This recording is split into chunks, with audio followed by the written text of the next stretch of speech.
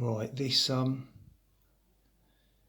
usually use just a thin sharp knife actually, but because this is so small I'm using a razor blade just to make nicer cuts. That'll do. And I usually try to cut it in line with the grain threads of the mycelium, and then like make little sticks if you like, but it probably doesn't matter. So this is an AeroPress. This is a thing for making coffee, and this is how I save my coffee grounds. In the bottom of this,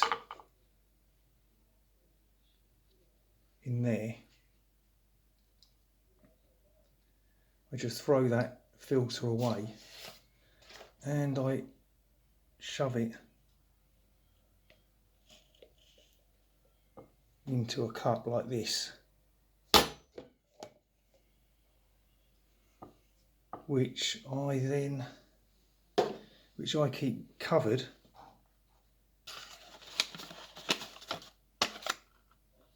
and in the fridge until it's full, and then I put it in a bag, a sealable bag in the freezer. Right, so now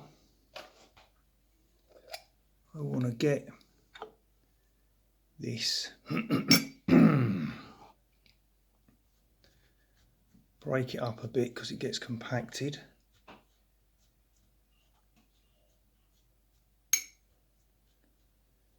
And just load it into there.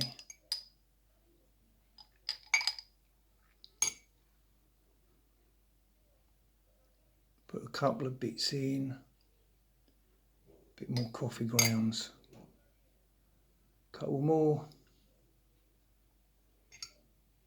a couple of coffee grounds, a couple of bits more, and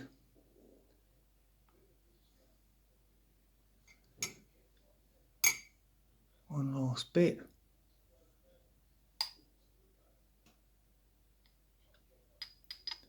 Try to have them a little bit distributed around in there.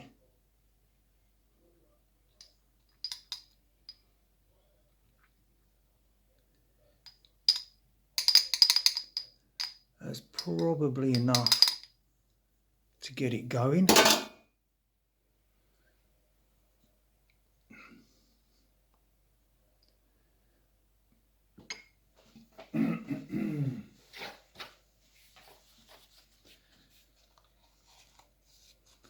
And it's not really you can't really do this under sterile conditions easily, so it's all a matter of pasteurisation really, rather than sterilisation. So that then, sometimes I wonder about these little flecks. I don't really like them there, in case some unwanted mould germinates on it.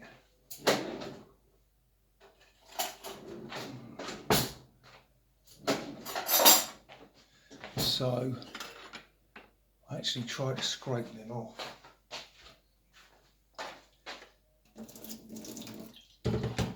And see if I can. I'm probably being too fussy, but let's just try.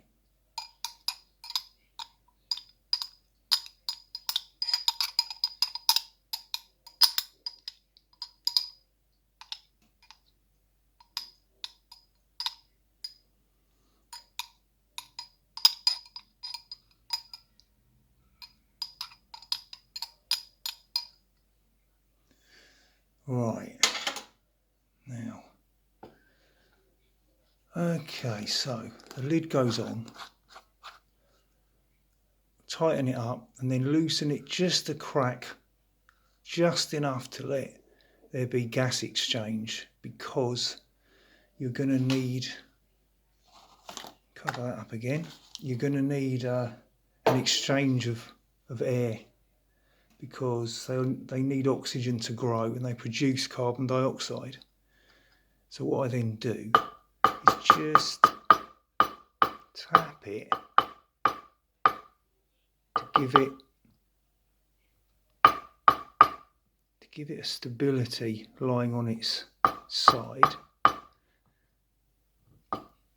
because it's not much good if the air gaps, if the vents are just in the top, because all the carbon dioxide will sink to the bottom of the jar.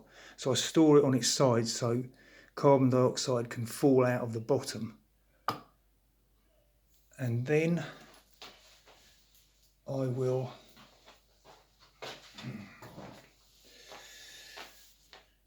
so what I'll do now is take this. This is a strip of thrip paper, although it's not paper, it's plastic, which is a bit annoying, but that's how it is. So I would normally use the yellow stuff, which is for more specifically for fungus and gnats, but I don't think it matters too much. This is what I had, so what I'll do is I'll wrap that around like so.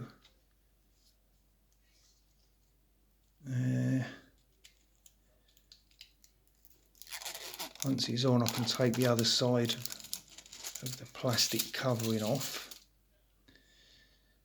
and sometimes you need to hold it down with a bit of sellotape. I might need to put a bit of sellotape there. It's a bit fiddly, you know, but the thing is, you don't want fungus and gnats getting in there and starting to colonise it, so that they'll just stick to that as they try. And that is basically it, apart from labelling it. And this, I think, is Pleurotus austriatus, because it was just a big oyster mushroom with a brown cap. So I'll leave that just somewhere at room temperature, and I'll be very excited to see if that grows.